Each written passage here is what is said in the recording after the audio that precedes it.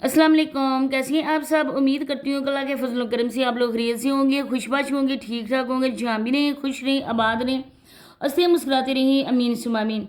آپ سب لوگوں نے کمنٹ کیے تھے کل والی ویڈیو میں، اور آپ نے کہا تھا کہ ایک بار اس چیز کے متعلق آپ بتائیں کہ ابرار لوگوں نے یہ اتنی بڑی گاڑی بلکہ ڈبل ڈور کہاں سے لی ہے۔ تو میں نے آپ لوگوں کو کہا تھا کہ انشاءاللہ میں ویڈیو لازمی بناؤں گی اس کے حوالے سے، تو پھر میں نے آج ابھی ٹائم ملا ہے تو سوچا کہ آپ کے سوالوں کے جواب دوں، اور آپ کے کہنے پر ہی میں آج کا ٹاپک یہی رکھوں کہ آخر یہ گاڑی کہاں سے آئی ہے اور کس طرح انہوں نے گاڑی لی ہے۔ تو ویڈیو کو آپ لوگوں نے اینڈ تک واچ کرنا ہے، چینل کو آپ لوگوں نے لازمی سبسکرائب کرنا ہے، ویڈیو کو لائک شیئر اور بیل آئیکن کو آل کے آپشن پہ لازمی پریس کر دیں۔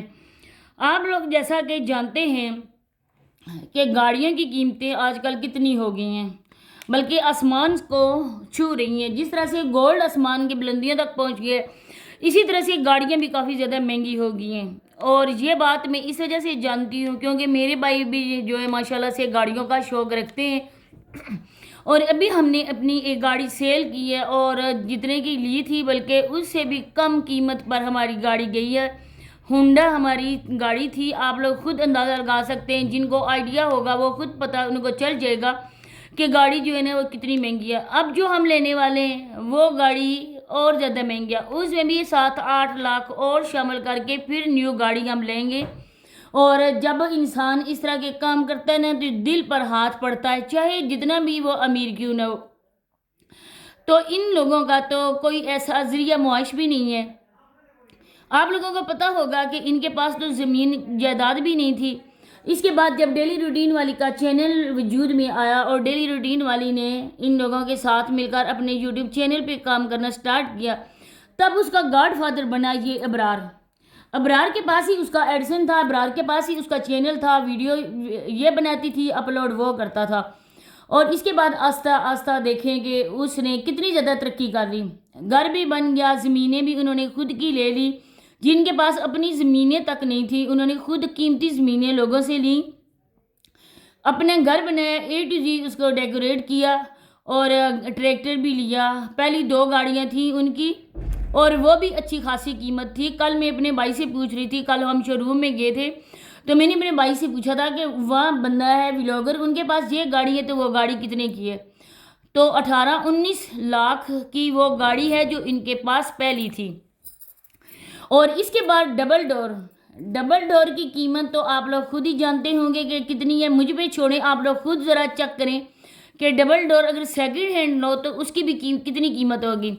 تو انہوں نے وہ گاڑی لی، اور اس کے بعد بات ہو رہی تھی ڈیلی روٹین والے کی، تو انہوں نے ٹریکٹر بھی لیا، انہوں نے گاڑیاں بھی لیں، انہوں نے اپنا گھر بھی بنایا، اور اس کے حصے میں کیا آیا؟ لعنتیں اور ذلالت اور پھٹکار۔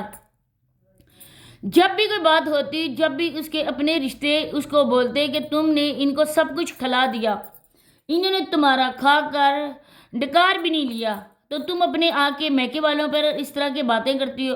بھائیوں نے بھی کوئی کسر نہیں چھوڑی، اور ڈیلی روٹین والی نے اپنے رشتے داروں کے لیے بھی کوئی کسر نہیں چھوڑی۔ ان کے لیے اس عورت نے ایک لفظ تک نہیں بولا، اور اب اس کے پاس کیا ہے؟ کچھ بھی نہیں اس کے پاس۔ اب بھی شمیلہ اور خلیل کا نام وہ لے کر لوگوں سے بھیک مانگ رہی ہے، ان کا گھر بنوانے کے لیے لوگوں سے منتیں کر کے پیسے نکلوا رہی ہے۔ اب وہ پیسے آتے ہیں، مل بانٹ کے کھاتے ہیں۔ اب شمیلہ کا چینل بھی ان لوگوں نے خود سب نے مل بیٹھ کر ہڑپ کر لیا، کیونکہ وہ پڑھی لکھی نہیں ہے، وہ جانتی نہیں اس بارے میں، اس کو ادھر آ کے غلط کاموں میں لگایا گیا، اس کو بے پردہ کیا گیا۔ وہ بے پردہ کرنے والا کون تھا؟ وہ سکندریہ۔ اب یہاں تک سوال ہوتا ہے کہ اتنی مہنگی چیزیں آنکھیں بند کر کے لے لینا، ان کا شہر میں گھر بھی بن رہا ہے۔ یہ لوگ سب کے سب فیک کام کرتے ہیں، یہ لوگ اس طرح کے کام غلط کرتے ہیں، 2 نمبر کام کرتے ہیں۔ اس وجہ سے پاکستان میں رہ کر گھر کے اندر اپنے ہی گھر کے ایک روم میں دروازہ بند کر کے بیٹھنے والا کتنی ارننگ کر لیتا ہوگا، آپ لوگ خود سوچیں۔ بیوی بھی یہاں پر ہے، ویسے ان عشا اور زارا کو ان لوگوں نے کیوں ایکسیپٹ کیا؟ اسی وجہ سے کیا کہ وہ لوگ بھی ٹک ٹاک پہ لائیو بیٹھتی ہیں، اور جو عشا ہے اس کا بھی اچھے خاصے فالورز ہیں ٹک ٹاک پہ۔ اب انہوں نے اسی وجہ سے چنا کہ 1-2 سونے کے انڈے دینے والی مرغی ہمارے ہاتھوں سے نکل گئی ہے ڈیلی روٹین والی، اس کے بعد اب یہ دونوں بہنیں ہماری کمائی کا واحد ذریعہ ہے۔ اب دیکھیں کہ بابر اور زارا کی آپس میں کوئی بھی ایسی کیمسٹری ہم لوگوں کو نظر نہیں آتی ہے کہ جس کو لے کر ہم کہہ سکیں کہ یہ پسند کی شادی ہوئی ہے، اور پسند کی شادی کر کے وہ دونوں اتنے زیادہ خوش ہیں، اتنے زیادہ مطمئن ہیں، ان کی امی کو اتنی دور سے نہ آنا پڑتا۔ کوئی نہ کوئی تو بات تھی۔